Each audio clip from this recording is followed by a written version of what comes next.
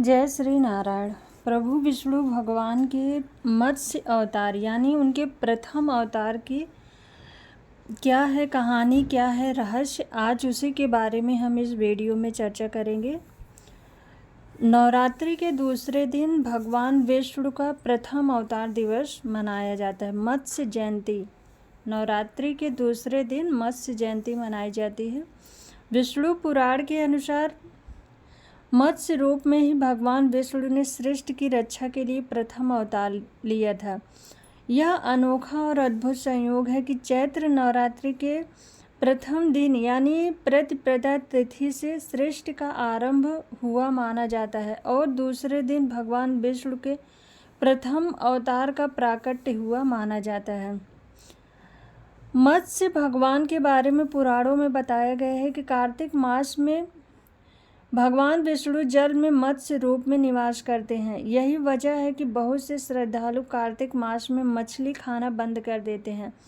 मत्स्य भगवान के प्रति आभार और श्रद्धा प्रकट करने के लिए श्रद्धालु जन चैत्र शुक्ल द्वितीया तिथि को मत्स्य जयंती मनाते हैं। मत्स्य अवतार की कथा।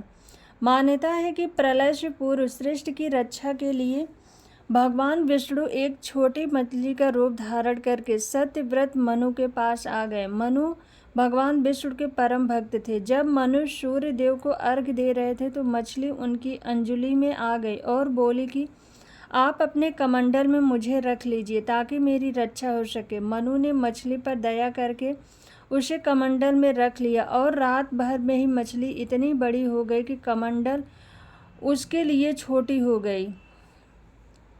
मनु ने घर के बाहर मछली के लिए एक गड्ढा बना दिया, लेकिन अगले दिन मछली का आकार और बड़ा हो गया। मछली ने कहा कि महाराज मनु, आप मुझे अब सागर में छोड़ दीजिए। मछली को सागर में छोड़ दिया गया तो अगले दिन मछली का आकार इतना बड़ा हो गया कि सागर को ही ढक लिया। इसके बाद मछली ने अपना वास्तविक स्वरूप प्रकट किया और मनु से कहा कि आज से 7वें दिन जल प्रलय आएगा। आप सृष्टि की रक्षा के लिए तमाम चीज़ों को एक नौका में रख लीजिए। इस नौका को मैं प्रलय तक संभाल कर रखूँगा। जल प्रलय के दौरान भगवान विष्णु ने अपने मत्स्य रूप में ही मनु सहित सप्त ऋषियों और सभी जीवों के जोड़े और बीजों की सुरक्षा प्रदान की थी और सृष्टि का फिर से निर्माण किया था।